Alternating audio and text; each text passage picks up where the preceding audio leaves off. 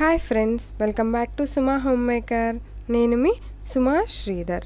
దేవీ నవరాత్రులలో 6వ రోజున అమ్మవారిని మనము శ్రీ మహాలక్ష్మీ దేవిగా అలంకరించి పూజించుకుంటాము. అలాగనే అమ్మవారికి నైవేద్యంగా రవ్వ కీసర్ని అయితే తయారు చేసుకుందాము. ఈ రవ్వ కీసర్ని ఎప్పుడు చేసినా మంచి టేస్ట్తో, ఒకేలాగా మంచి సాఫ్ట్ టెక్చర్తో ఎలా తయారు చేసుకోవాలో ఇప్పుడు చూద్దాము. వీడియోని స్కిప్ చేయకుండా ఎండ్ వరకు చూసి నా రవ్వ కీసర్ని తయారు చేయడానికి ఓన్లీ 5 ఇంగ్రీడియంట్స్ ఉంటే చాలండి. చిన్న పిల్లలు కూడా ఈజీగా తయారు చేస్తారు. 1 కప్పు రవ్వ, 3/4 కప్పు నెయ్యి, 1.5 కప్పు పంచదార, జీడిపప్పు, యాలకులు, ఇంకా కిస్మిస్. ఇప్పుడు స్టవ్ పైన ప్యాన్ పెట్టి ప్యాన్ బాగా వేడెక్కిన తర్వాత 1/2 కప్పు నెయ్యిని వేసుకొని నెయ్యిని కరిగిన తర్వాత ఇందులోకి 1 కప్పు జీడిపప్పు, 1 కప్పు కిస్మిస్ని కూడా వేసి గెరిటతో తిప్పుకుంటూ స్టవ్ని మీడియం ఫ్లేమ్లో పెట్టి దూరగా ఫ్రై చేసుకోవాలి. ఇలా ఇవి గోల్డెన్ కలర్లోకి వచ్చిన తర్వాత ఒక బౌల్లోకి తీసుకొని పక్కన పెట్టుకోవాలి. ఇప్పుడు అదే ప్యాన్లోకి 1 కప్పు రవ్వని వేసుకోవాలండి.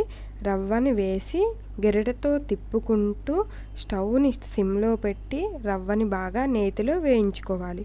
ఇలా రవ్వని నేతిలో వేయించుకోవటం వలన రవ్వ కీసరికి మంచి టేస్ట్, స్మెల్ యాడ్ అవుతుంది. ఈ రవ్వ వేగేలోపు ఒక బౌల్లోకి హాట్ వాటర్ తీసుకోవాలండి. అందుకోసము మనం ఏ బౌల్తో అయితే రవ్వ తీసుకున్నామో ఆ బౌల్తో 4 కప్పుల వాటర్ని తీసుకోవాలి. ఇలా హాట్ వాటర్ని వేడి చేసి పోసుకోవటం వలన మనకి రవ్వ అనేది ఉండలు కట్టకుండా ఉంటుంది. ఇలా 4 కప్పులు వాటర్ తీసుకున్న బౌల్ని స్టవ్ పైన పెట్టి వాటర్ని బాగా మరిగించుకోవాలి.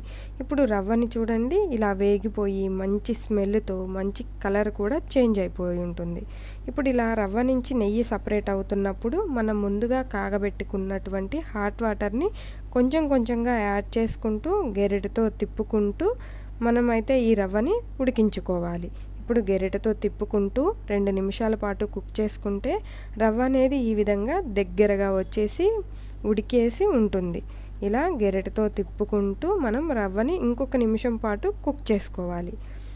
ఇప్పుడు రవ్వ ఇలా దగ్గరగా వచ్చిన తర్వాత ఇందులోకి మనము ఏ కప్పుతో అయితే రవ్వ తీసుకున్నామో ఆ కప్పుతోనే 1.5 కప్పు పంచదారను అయితే యాడ్ చేసుకోవాలి. మీకు బెల్లంతో తయారు చేసుకోవాలి అనుకుంటే 2 కప్పుల బెల్లం అయితే స్వీట్ మంచిగా ఉంటుంది.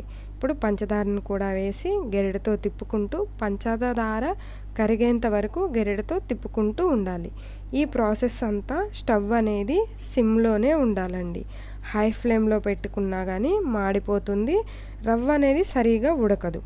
ఇలా ఉడికించుకుంటూ ఉంటే పంచదార కూడా కరిగిపోయి రవ్వ కూడా కుక్ అయిపోయి దగ్గరగా వస్తుందండి. ఇప్పుడు ఇందులోకి చిటికెడు ఫుడ్ కలరు, 1 టేబుల్ స్పూన్ ఇలాచీ పౌడర్ వేసి నేను ఇక్కడ చూపిస్తున్న విధంగా మొత్తం కలిసేలాగా కలుపుకోవాలి. ఇప్పుడు ఇందులోకి మనం ముందుగా తీసి పెట్టుకున్న 1/4 కప్పు నెయ్యి ఉంది కదండి, ఆ నెయ్యిని కొంచెం కొంచెంగా యాడ్ చేసుకుంటూ మొత్తం నెయ్యిని అయితే రవ్వ కీసరికిలో వేసేసేయాలి.